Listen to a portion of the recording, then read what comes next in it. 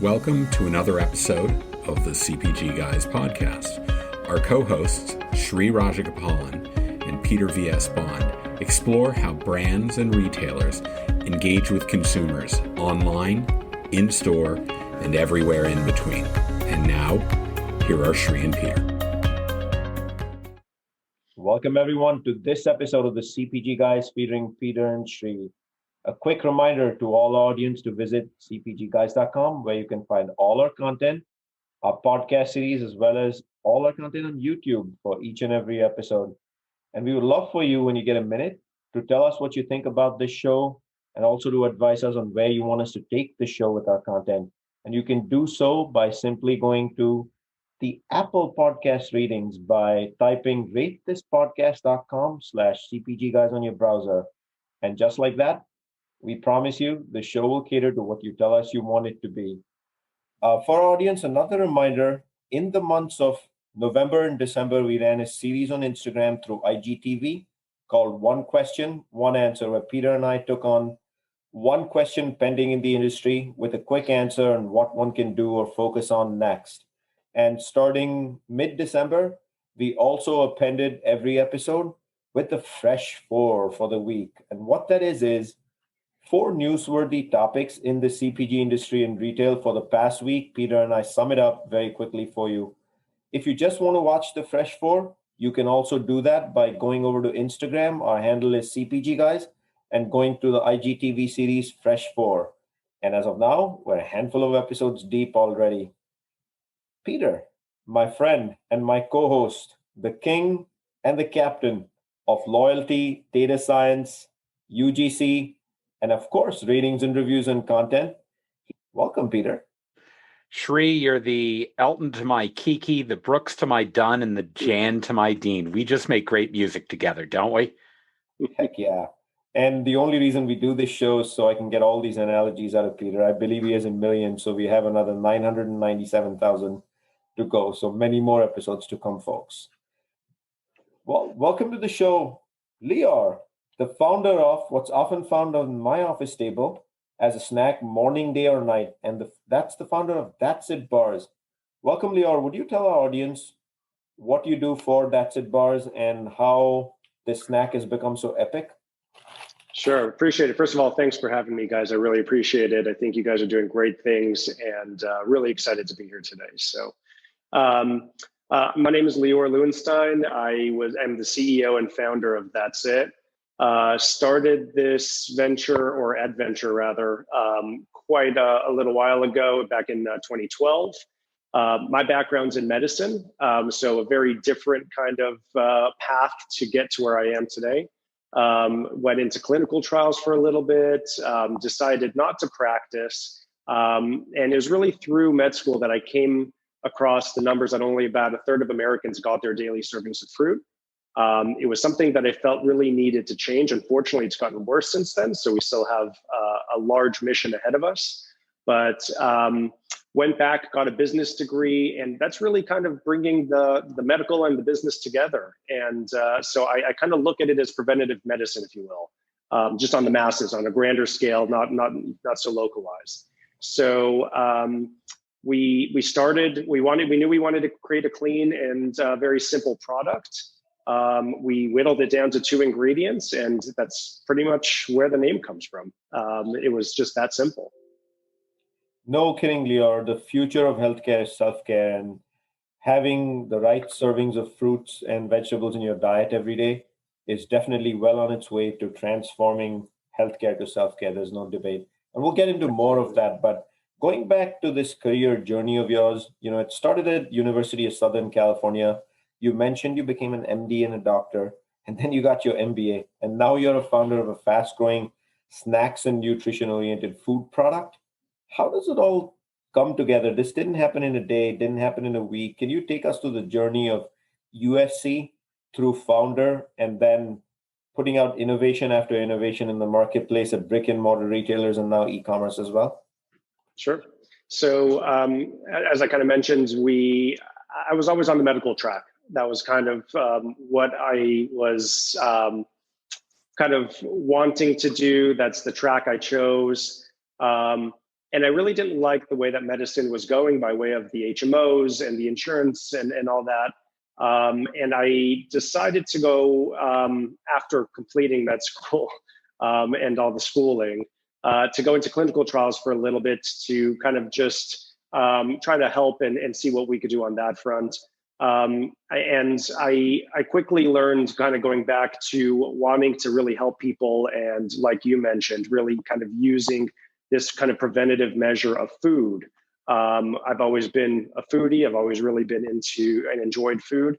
So I felt it was a great way to be able to help people. And childhood obesity epidemics are rampant. We really need to be able to start younger and really help starting from the younger ages. So what better way than with food? Fruit was and still is, unfortunately, just one of those areas where people like it. It's not always as convenient. You have to wash, peel, cut, and what do you do with a banana peel or an apple core? So wanted to make it simple, really wanted to be able to provide a portable product that was really just fruit, that didn't have added sugars or preservatives or really anything else in it.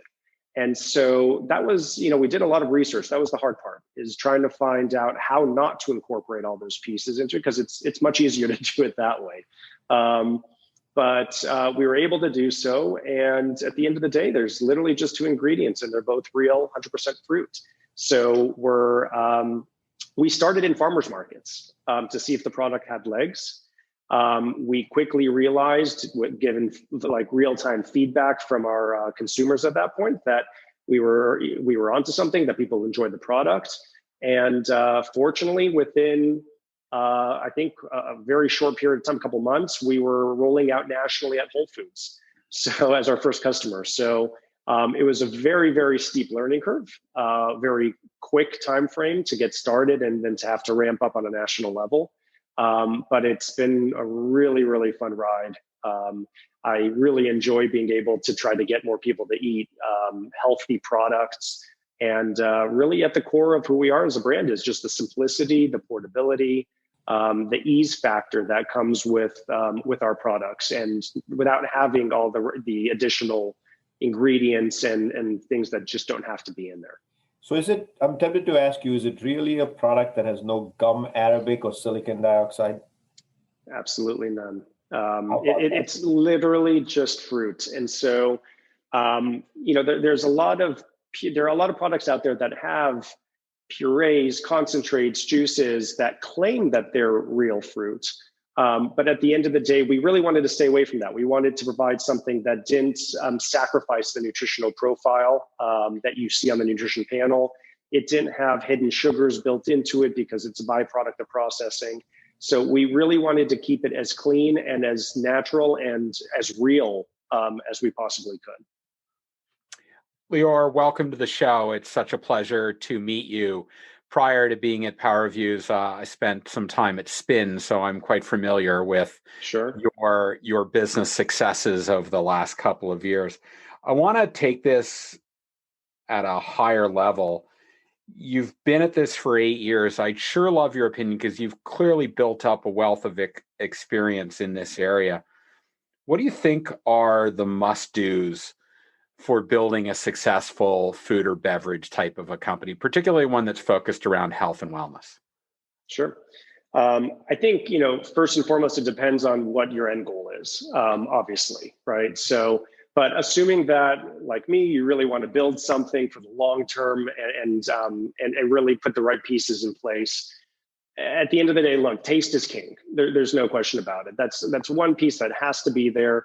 At least for the most part. I mean, there are products out there that I think are not, the most appetizing and do incredibly well. But for the most part, I think taste has to be there. I think you got to find a need state. You got to find a void. And I think we've been able to do that in terms of really focusing on fruit. Really prior to us, and even still today, there really isn't a real fruit solution out there that can provide, all the nutrients, all the benefits of fruit in a package on-the-go product. So finding that and carving out that need state that exists. Who we are at our base is transparency. We post on our website where our ingredients are from. We really do believe in sharing that information and letting people know and giving them that information so that they know what they're putting into their bodies. I think the consumer is a lot more, and I'm sure you know, Peter, a lot more educated these days about what they're consuming, reading the labels, turning the package over and looking at the nutrition panels. These are all practices that have really been kind of taking quite an effect over the last couple of years. And I think it's starting to finally catch up to the point where consumers just want to know what they're eating and want to know that it's good for them.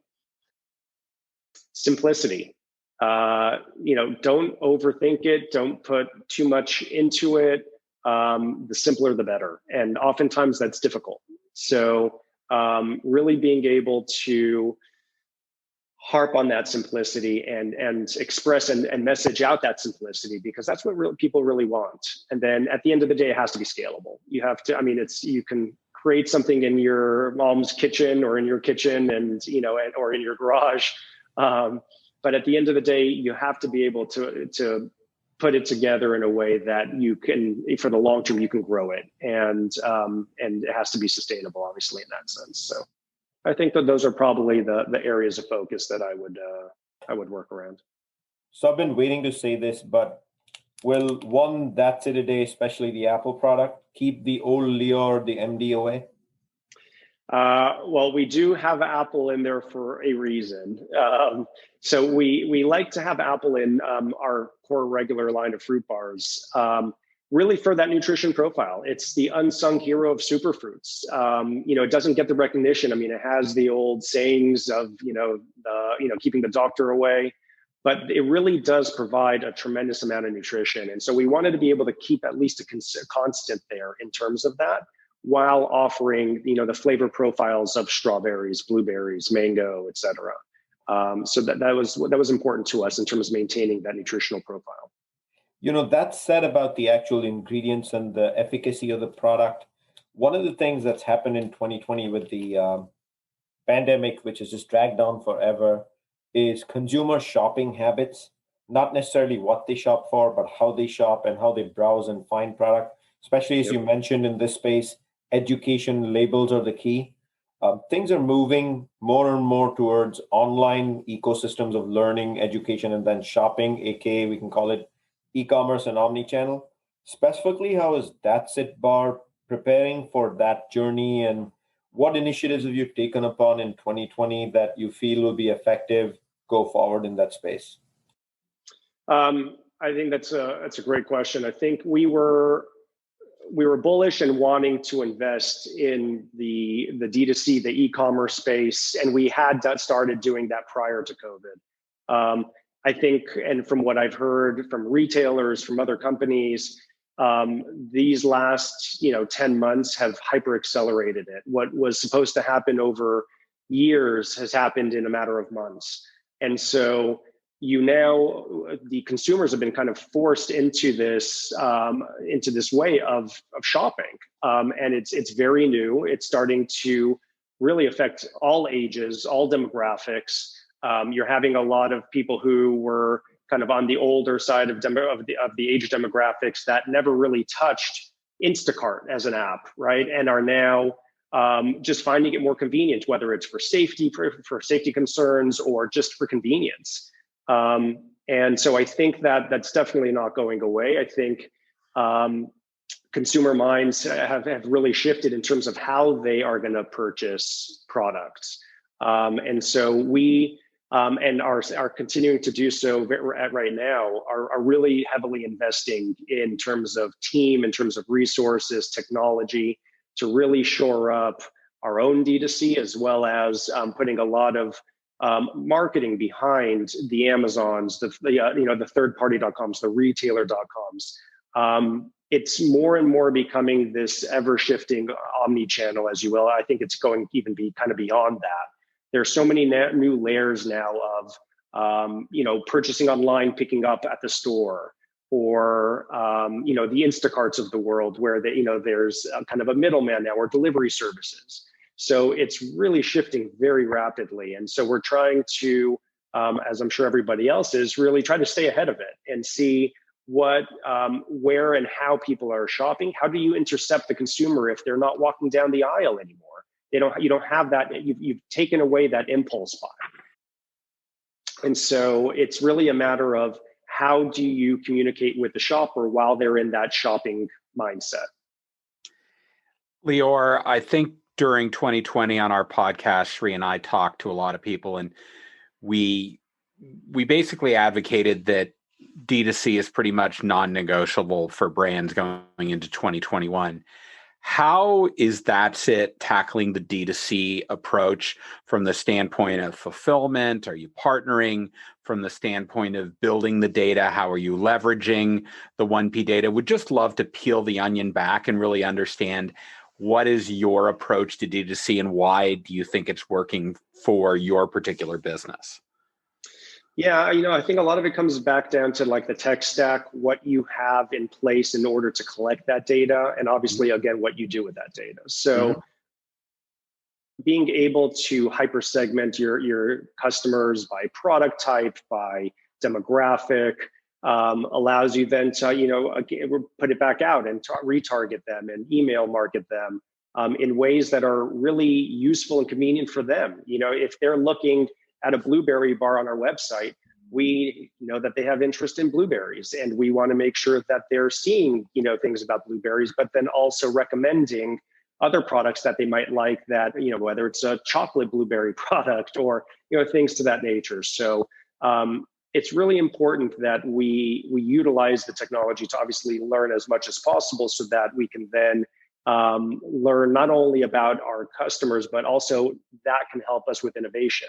And really being able to understand what our customers are looking for. We can use that data and reach back out to the consumers to say, hey, what do you think about this idea or this concept, or even crowdsource, ideas about new innovation. So it really allows us to kind of play and utilize that pool of consumers to be able to market to lookalikes and to be able to drive the business in a lot of really fun ways. Lior, how are you using customer feedback to promote your products? Very, very carefully. Okay. We like to, whenever we introduce new innovation, we like to do it online. So it gives us real-time feedback, whether it's through Amazon or a website. And to your point, you get these customer reviews, you get honesty, right? Because that's how people review. And so it really allows us, especially at the beginning, to see if there's certain changes or tweaks we need to do with the product. If there's certain messaging that's working, and you can A/B test a lot of these factors from a marketing perspective, from a product perspective. It really allows us to have a wealth of data, pricing, even in terms of being able to say, okay, if we shift it $1 this way or that way, how much of an effect will there be? And oftentimes you get surprised, and there are a lot of really interesting insights that come from that. So I think there are too many people that are afraid that they're going to get negative feedback. And I've always looked at it as feedback is a gift. And if that can help you improve your product, why would you not want to hear it? Couldn't agree more. So speaking of D2C feedback and curating your innovation portfolio, would love to learn, when you started this company several years ago, what the innovation methodology was. It's clearly anchored on fruits. Is that the future of That's It? And how do you specifically source your materials? Are they all made in the USA? And is it all fresh fruit? And then how do you then go on to decide if a particular SKU or a particular flavor is right for the marketplace in the first place, and then you put it out to test online? Like, how does all this happen? So we started with fruit. That the idea there was obviously stemming from people needing to consume more fruit. I think what's happened over time, and it's really started to take shape more recently, is that we're starting to build out a platform. And we never really looked at ourselves as a bar company or as a fruit company. It was really more the startings of what we wanted to build, which was a platform, which really now is turning into a plant-based platform, where we can provide different types of products, obviously within the guidelines of our brand that are simple, clean, transparent, but within different categories, different eating occasions for different demographics. So we now have, products that are positioned more for kids, and really trying to disrupt the fruit snack category. We have dark chocolate truffles. So if you want a little bit of that healthy decadence, it's literally just dark chocolate and fruit. So we're able to really come up with these concepts and innovation. A lot of it has been fruit focused for the most part up until now. We will start moving into veggie as part of our innovation pipeline. But the idea is to really stay within the plant-based world. We're starting to offer items that have a little bit of protein involved as well. So really starting to play in different areas, different categories where we feel we can have an impact and really disrupt and bring something different to the table. We don't like to kind of copycat or me too. There are enough protein bars out of the world. I don't think we need another one. But there are really no fruit bars out there. We're able to incrementally bring and add something to that category. And so, for example, with fruit snacks, we have a new product called Crunchables. It's a single ingredient. It's 100% organic apple, and it's crunchy. So we're coming in with, and it's organic. So we're coming in with, multiple points of differentiation into a category that's called fruit snacks, but yet it's not really made up of real fruit. It's purees and concentrates and fruit leathers and gummy bears, essentially. So we really wanted to bring that name back to what it really is supposed to mean in terms of being a fruit and a snack. So we look at things like that, and we really want to be able to get consumers, whether it's kids, whether it's adults, whether you're on the go, we want to be able to provide different options for different eating occasions. Fortunately, our products, they're all allergen free, which is a huge, huge piece of kind of who we've become. It's a very large demographic, unfortunately, and also continues to grow. I think 1 in 4 households make food purchase decisions based on allergens. I mean, that's 80 to 90 million people in the US. That's a tremendous amount of people. So they do not have a lot of options in terms of snacks. It's starting to get a little bit better, but they need options where they can remove the stress from their household, their family, and be able to share in food and not say, you know what, you have the allergy, here's something for you, but everybody else gets something else, right? We're really happy that we can participate and help in that and try to get people to be able to enjoy and consume together and make it easier for their lifestyles, but still not have to worry and be able to trust in our brand and not worry that there's nuts in the factory or anything like that.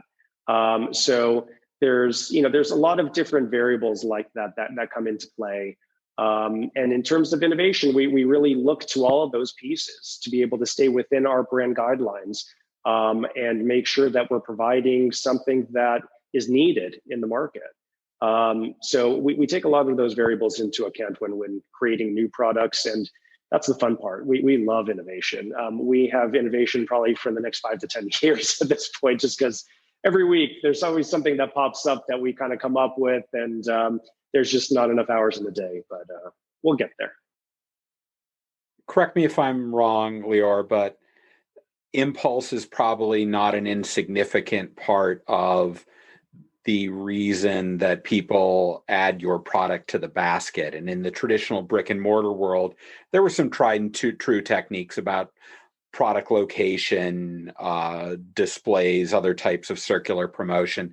And as you move to the digital shelf, I'd love to understand what you are using from a tools perspective to ensure that your product is front and center and has an opportunity to reach a digital basket for people who are shopping online. Yeah, no, I think it's really interesting what's happening now. That impulse it's not completely out of the door, but it's definitely on its way out, especially given COVID, given the new shopping behaviors of consumers. And so that's what I was talking about, is trying to intercept the consumer, right? Before they're making that purchase, or even going into the store just to pick it up. They're not even going into the store these days. So I think areas like Instacart, like media buying on those kind of platforms, whether it's Amazon, whether it's Target.com, really trying to be able to play within that world of search and browse and try to get yourself moved up in the ranks, because that's really what it comes down to. I think, was it like 60 or 70% of purchases on Amazon are made in the first 4 search results or 5 search results. So, that's what it comes down to, is being able to play well within the algorithms to move yourself up, but also be able to boost and enhance that through marketing spend, and having the right keywords to be able to drive what people are looking for. So it's just really a combination of those things. But the more sophisticated I think retailers become in terms of their offerings with that digital aspect of how do you add to cart, I think that's really where you need to play in order to be able to kind of move forward in the right way these days. So I'm thinking a couple of the channels that a healthy, I should stop saying snack bar, a healthy food bar, is that the right word? A healthy food bar. No, we're snacks. Bar, is anchored off is one, food service and distribution. And the second one is convenience, which could be convenience store, on the go, airports, malls, things of that nature, just on the go. And those 2 areas have been significantly impacted, especially food service in 2020. Did y'all see a downstream impact? And if so, how did you navigate it? And then, given that those 2 channels may never come back to their entirety go forward, how are y'all navigating through that and managing this for the company? I think they will come back. I think it's just a matter of time. Convenience, whether I think before COVID was actually on an interesting trajectory in terms of almost on its way trying to meet grocery, and increasing the type of options that were healthier, fresh, better for you. They were really making some great strides there. I think it's going to continue once this all kind of moves through. They're getting a younger demographic into convenience. And I think that people are going to start using that as more of a kind of a quick stop, like a localized stop for them to be able to do a quick grocery run instead, or even just, lunch or whatnot, instead of going to the grocery store. We were fortunately able to perform better than category in convenience. I think we were able to gain distribution, which wasn't the case for, I know, a lot of companies. And I think, again, it's just, we were able to just get some great hits throughout the last year in convenience. And I think that's just a testament to the product and people wanting healthier products. Even though the traffic was down, we were still able to maintain. Food service was definitely hit very hard. We were starting to grow really, really nicely in food service. And obviously the travel segment, the hospitality segment, those kind of areas, even kind of office snacks, at the Google campuses of the world. Those are all areas where, we were starting to really gain a lot of traction. I think that's going to come back for the most part. People are going to start traveling soon. They're going to go to hotels. They're going to go on vacations. Whether, as many people go back to an office, that I don't know. But it'll, you're even starting to see that aspect change where the office coffee / snack service is now not only at the office. There are companies that are for these Googles sending it to the homes, right, as the new office. So it's forcing companies to adapt and to modify for the new norms and to create some innovation in that respect.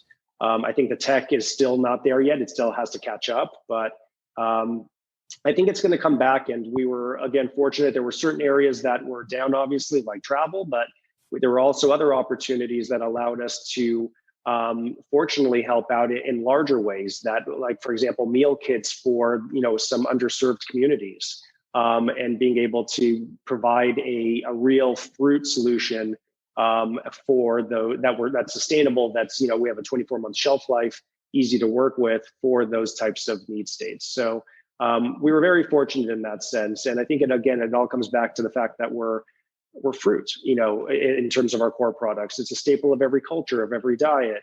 And it really is, it's a need state. So for us, it was, we were fortunate we were able to shift a little bit on that front as well.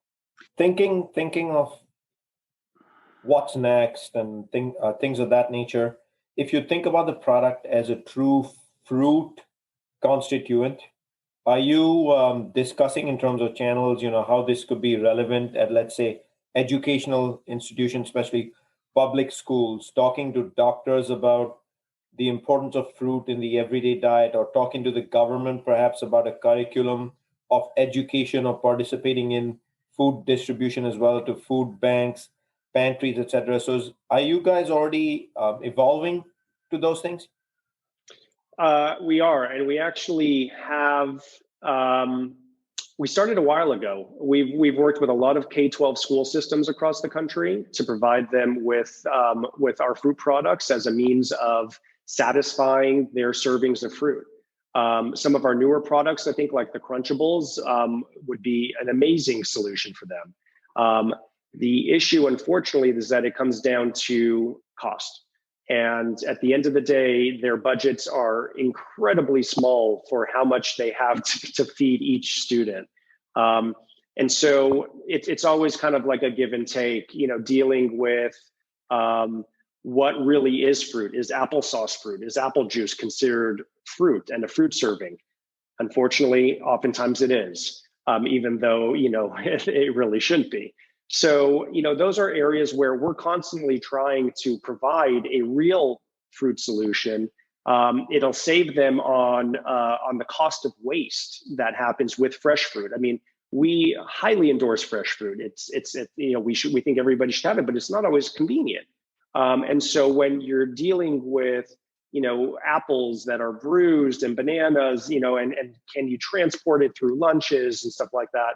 I think it's like 70 to 80% of fresh fruit goes to waste in the public school system. That's tremendous. And unfortunately, so you're losing out on the kids not getting the nutrition. And then you're also losing out from a financial aspect on the cost of the waste. And so we're able to come in with a solution that provides both, whether they want to eat it then, great. If not, they can take it home with them. And at a very cost-effective manner. So we're very heavily interested and invested in working with the K-12 school systems, working with the government to be able to provide easier solutions. And unfortunately, at the end of the day, they say great, but it comes down to cost and how much budget a lot of these areas have. Okay. Before I ask the last question, Shri, I'll say Lior will probably tell me, and it's dawning on me, that my blueberry flavored enhanced water is not qualifying as a fruit. So I'm going to have to adjust my diet after this call. However, Peter, in this duration of this episode, I have definitely had 2 servings of my fruit. Of course you have, because you're such a goody two-shoes. So the pandemic has obviously changed shopping behavior, particularly around food and beverages. I think Shri and I would both agree that it's for the good, because so much more food prep and food consumption is taking place in the home. And that means that oftentimes we make better choices than when we go to a chain restaurant with something that looks really nice, but when you break it down, boy, is it not so good. From my perspective, or at least from your perspective, I'd like to understand, how has your company in any way responded to this in terms of the packaging, how you market? What have you done to really take advantage of the changes that are happening to make your product more relevant? I think a lot of it is coming in the form of new innovation that we're going to be coming with. Okay. And trying to, again, meet the consumer where they want to shop and how they want to shop. Consumers could go into the store, but they could be looking up on their phone if Amazon is cheaper, or if there are other flavors, or there are other options. So there's a lot of ways that we need to start to continue to understand the consumer and how they're shopping. And COVID has definitely shifted that in a very, very massive way. And so I think that it's really just a matter of testing. You gotta, different products will have, different areas of success, whether it's trying to capture them on the Instacarts of the world, or trying to market to them through social ads and social commerce, which is becoming a new big thing, or bigger thing rather, where they're already on the social platform, and let's lead them, easily into a purchase. So everyone's adapting, everybody from social to marketing, and really trying to meet the consumer at every turn, where they're trying to shop and how they want to shop. And the more data you get, obviously the more insightful you can be and learn more about that. So it's just a matter of, data, and really collecting and segmenting and learning as much from it as possible. Shri, did you hear that? Data. Where have we heard that before? There is an inherent joy of listening to Dr. Lior, ex-MD, or MD today, talking to us about social commerce, data, and hacking growth on Amazon by being on the first page via content, which is really SEO. I love it. Absolutely. So I have one kind of offshoot question for you. Where is the primary consumption of this product taking place? Is it at home, on the go, out of home? I think prior to COVID, it was definitely probably more so on the go, right? I think bars in general were more of a on the go lifestyle type of product. You're going to the gym, you're traveling, going to school, at work. It was much more convenient to be able to consume fruit on the go. I think it's like 70 or 80% of people are actually now cooking at home, and most of the meals are happening at home. So in that respect, we've had to shift. We've had to really rethink about how people are consuming food. And so people still need fruit. It's still not always as convenient. You can still just, have a snack and have a fruit bar to hold you over. But it's also finding ways to incorporate that into the cooking kind of celebration of it all. And so people, and comes from, again, going back to customer feedback. Throughout the years, people have told us how they've chopped it up and put it on a cheese plate, as the dried fruit component, or chopped up and put it onto a salad. We have a new Crunchables product that is our crunchy apple and pumpkin seeds. A bag has 12 grams of protein. So this is a way now to put it on top of your oatmeal or your yogurt as a topper and get a plant-based protein. So incorporating it into different ways and really understanding how people are consuming. You have to understand that in order to be able to create new products and to be able to market to them. So I think it's just a matter of paying attention to that and how people are consuming. That's awesome, Lior, which made me think of another one now, which is a very simple question for you. In 60 seconds, we talked a lot about the business growth, channels, how shopping is transforming, but you are a founder of a food product company, and we never asked you in this long and arduous journey of making it successful, in 60 seconds or less, what was the hardest part about this journey? Is it the P&L? Is it something else? In total honesty, it's really the people. It's trying to find the right team. I think that's kind of the one of the wild cards in it all. And it takes time. It takes time to find the people that really want to be here, that believe in the vision, that have that entrepreneurial spirit, and that can really add tremendous value.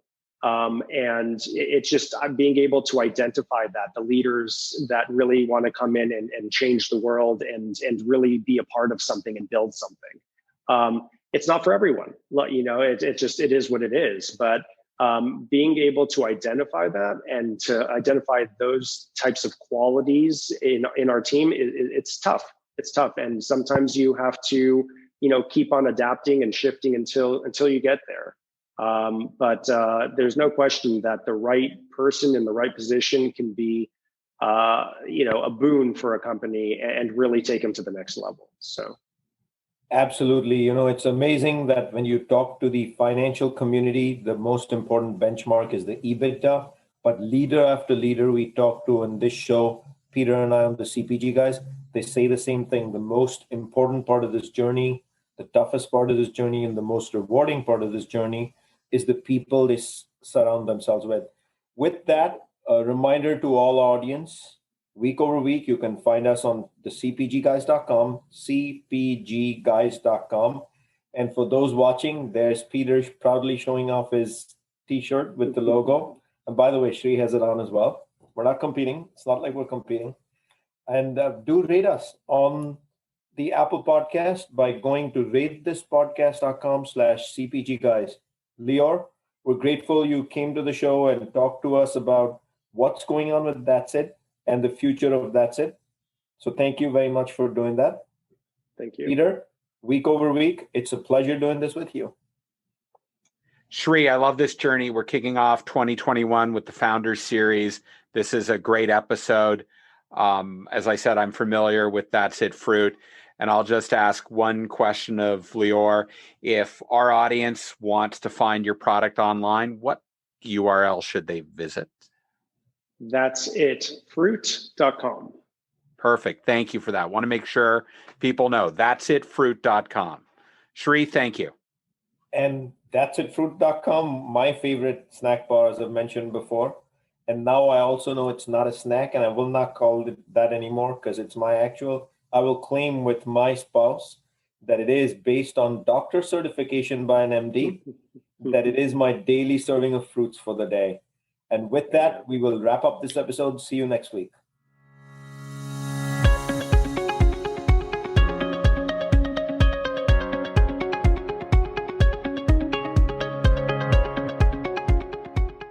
The content in this podcast episode is provided for general informational purposes only. By listening to our episode, you understand that no information contained in this episode should be construed as advice from CPG Guys LLC or the individual author, hosts, or guests, nor is it intended to be a substitute for research on any subject matter. Reference to any specific product or entity does not constitute an endorsement or recommendation by CPG Guys LLC.